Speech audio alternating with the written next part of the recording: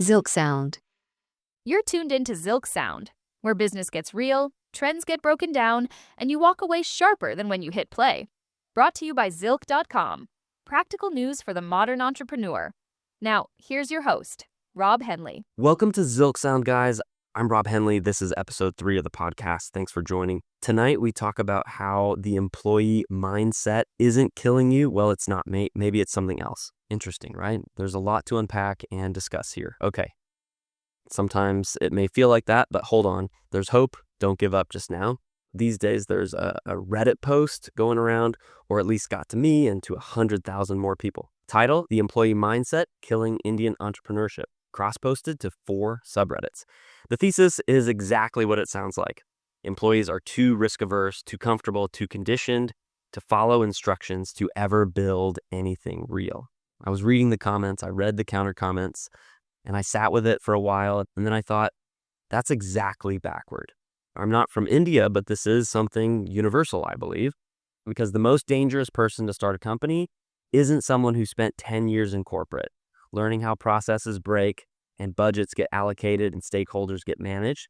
The most dangerous person is someone who's never seen a system fail from the inside and really believes the only thing standing between them and $1 billion is the courage to quit their job. And this isn't a defense of staying comfortable, but there's a story we've been telling about what makes a good founder, and I think we've got it almost entirely wrong.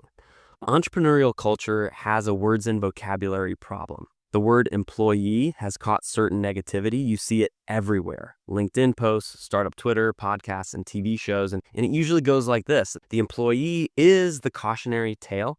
The entrepreneur is the hero. The whole arc of the story is escape employment, become real. But here's what's strange. If you actually look at who builds things that last, not who raises the loudest seed round, not who goes viral on TechCrunch, you find a different pattern.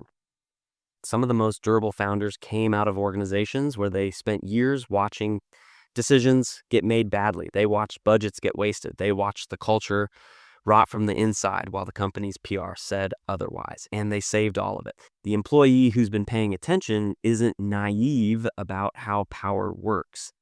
They've seen the spreadsheet behind the mission statement. That's not a liability, that's reconnaissance, okay? So let me give you something concrete.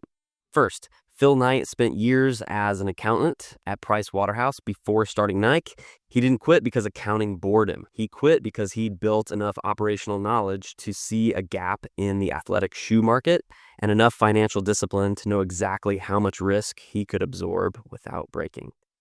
Another example, Howard Schultz worked at Xerox and then at a Swedish housewares company before buying a small Seattle coffee chain called Starbucks.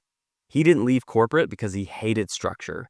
He left because he learned exactly how to scale a consumer brand inside someone else's house with someone else's money, and he took the playbook with him.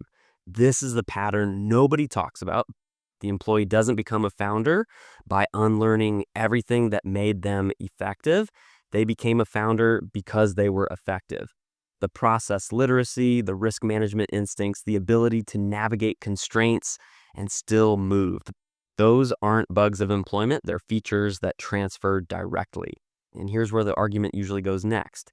Someone says, but employees don't think like owners.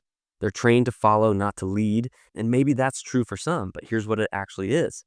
Employees are trained to operate within constraints. And the entrepreneur mythology teaches people that constraints don't apply to them. That vision beats process, that audacity beats experience. That's not confidence. That's just not knowing what you don't know. And it's expensive.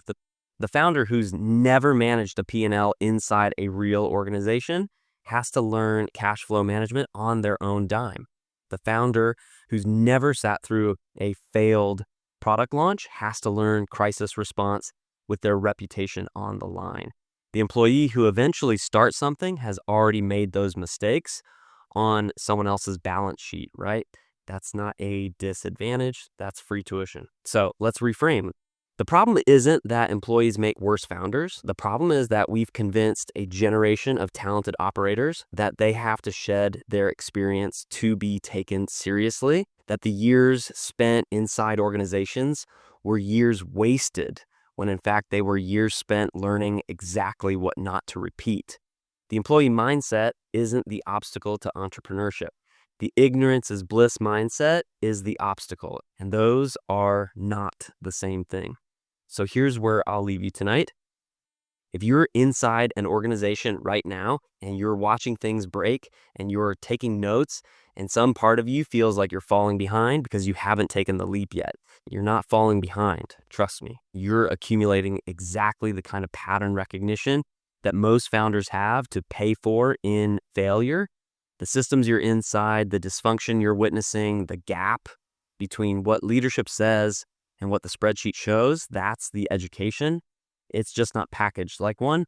The next right move isn't necessarily to quit. It's kind of the opposite, Right now, it's time to start treating where you are as part of the training, not the waiting room for something greater, right? The reality is you'll make up your time to achieve your goals, and that's a good plan. Well, that's it. We're done for tonight, guys. That's what I got for you now. Thank you so much for listening. I'll be back at the desk next week. Stay tuned. This is ZilckSound, and I'm Rob Henley. See you on the next one. ZilckSound. ZilckSound.